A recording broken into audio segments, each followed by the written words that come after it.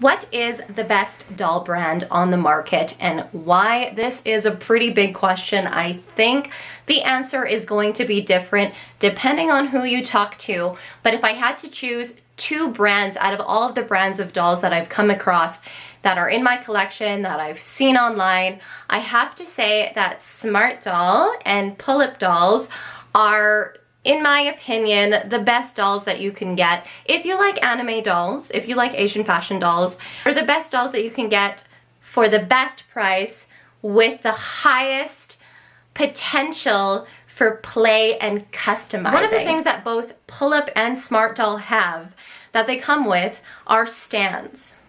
Now, this may seem like a very little thing, but to me, it's amazing because I like putting all of my dolls on display, and having a stand gives the doll the ability to be put on display. The Smart Doll stand is very smart. It is this stick that basically plugs into her back, and it's very easy to edit out, and it's very easy to bring along with you. It just kind of collapses like this, it extends like this, and it's just brilliant. What I noticed with BJD is because they're strung, and there's just this really special vibe about them being strung. It makes them feel like they're real dolls. I don't want to say real dolls, but they feel kind of classic, kind of antique, kind of vintage. They have just kind of a timeless feel to them being strung. They're quite hard to pose, in my opinion, especially elbow joints and wrist joints. It just kind of gets a little flippity floppity, and I know there are washers that you can buy and there's tape that you can use, but in terms of not having to use any of that, Smart Dolls just pose really well on their own. There's also, I don't have it, but there's also like this little carriage that you can put their eyes in so that you don't have to mess around with positioning the eyes with the sticky tack, which in my opinion is brilliant. I've positioned eyes with the sticky tack inside of ball jointed doll heads and doll dream heads, and it takes up a lot of time. PULLIP dolls I put on the map. Obviously I have a bunch of PULLIP dolls. I love PULLIP dolls. I've just spent a fortune on PULLIP dolls in the last year. But PULLIP dolls are so customizable. It's really easy to pop out their eyes. You can erase their faces and start over. Obviously same with Smart Doll and same with a lot of dolls. But because their heads are bigger, I find them easier to customize, and there's also a wide range of clothing options available for PULLIP dolls on Etsy, different artists, pretty standard clothing size for 1/6 scale. They do fit like a lot of Barbie clothes that you find on like AliExpress. PULLIP dolls also come in an amazing box. Their box is so beautiful. They come with a stock outfit. So the Smart Doll only comes with like a top and a bottom, but it's actually really cute top and bottom, and it's like they're sportswear undergarments. They're, I think, really chic and really trendy. PULLIP dolls come with like a whole full personality. A lot of PULLIP dolls are collaborations with other brands, with animes like Sailor Moon. They seem like they're quite expensive, same with Smart Dolls, but if we're talking about playability, the cost of a PULLIP doll and the cost of a Smart Doll really goes a long way. Now, Rainbow High dolls do have great posability as well, and their clothes are really durable. That's what I do like about them, but they're not too customizable. Their hair is rooted, and it's really hard to like take their heads off, pop their eyes out, reroute their hair. Same with Barbie. Rainbow High dolls do come with a stand, which is great, and I think they're fair for the price point in terms of like their posability, their stands. In ways they remind me of PULLIP. They're kind of like big-headed dolls and have a little bit of a bigger head than Barbie or Monster High or Bratz. But I feel like if you're gonna spend $50, $60, $30 on a Shadow High doll or a Rainbow High doll, you could save that money and buy a PULLIP doll, and then you get this kind of classic, iconic doll brand. I'm not saying that Rainbow High and Shadow High is not iconic. I love Rainbow High, I love Shadow High. I'm otaku, I'm nerdy, I love anime, and PULLIP has had so many collaborations with like different animes and like different clothing brands, and they just kind of emanate this really rich, like hip, kind of fashionable Japanese culture to me, and that's what I really like about PULLIP dolls.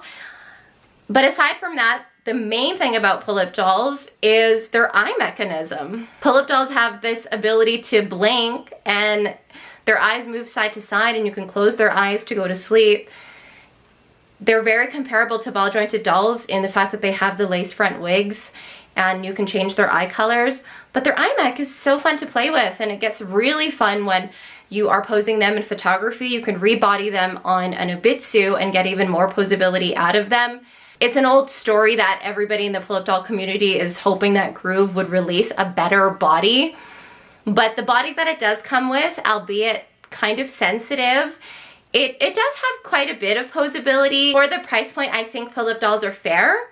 And when we're comparing Smart Doll to Dolphy Dream and ball jointed dolls, I found with Dolphy Dream dolls, like, their joints get kind of loose over time. It is a lot harder to take off their hands with the hand packs. It is so easy to take off their hands with the Smart Doll, although I do kind of like the face sculpts of Dolphy Dreams more, and I like the range of like shape in their body types. Somebody was also saying they didn't like how arched the Smart Doll back is, and I kind of can see what they mean. I kind of agree with that as well. I guess if I could start over, because I'm attached to my Smart Dolls now. I'm usually attached to all of my dolls. I think we all are. But if I could start over, I would probably collect custom Dolphy Dream heads and just buy Attica doll bodies. If you don't know what the Attica doll body is, it's like basically turning your vinyl doll or your ball jointed doll, mostly vinyl dolls, Dolphy Dream and Smart Doll, into an anime figure. So it's like a body that doesn't show the joints. It's by an independent company, a privately owned company, basically an artist who designed this body. If I could start over, I would probably not buy, like, I was curious, so that's why I bought all these ball jointed dolls, because I was so curious about them, and they are really beautiful. But if I could start over, I don't know though. I mean, I love my ball jointed dolls, and I still want to get a male ball jointed doll. It's still on my list. I have one ball jointed doll on my list still, a male, a boy. And, you know, I would buy the washers and I will buy all the things to kind of help him pose, because I love ball jointed doll photography. It's so amazing. But in terms of like playability, the Smart Doll in my collection and the pull-up dolls in my collection, I think, have the highest playability. And so therefore, I believe that their price point is justifiable. And if you have like a few Smart Dolls or a few pull-up dolls, or let's say you have a couple custom Dolphy Dream heads or some Dolphy Dream heads and a couple Attica doll bodies and a few pull-up doll bodies rebodied on Ubitsu, that would be for a very satisfying doll collection, and you could go a long way in playability with those dolls.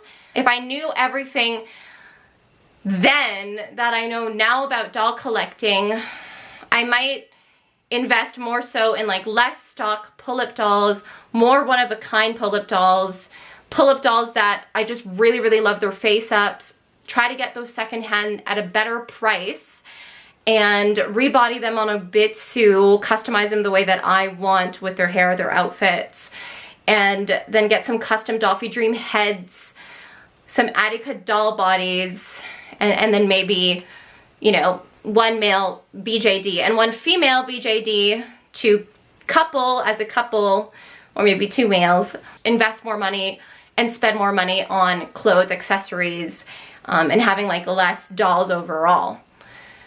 So I'm gonna sell every single doll that I own and start over. Honestly, I've thought about it time and time again, like so many times, but I'm really attached to a majority of my dolls. And so I am in the process of refining my doll collection and just like really trying to narrow down who I absolutely adore the most. So hard to compare them to each other, and like which brands I get the most playability out of. But yeah, if I had to pick two brands that just really stood out the most and I feel like are incredible value for their cost, I would definitely say Smart Doll and pull-up dolls. So if you have anything to comment on that, I'm curious, please do drop a line below. I reply to all of my comments, and if you're not already subscribed here and you love anime or dolls, there's something here for you. Thank you so much for watching, and enjoy playing with your dolls this week.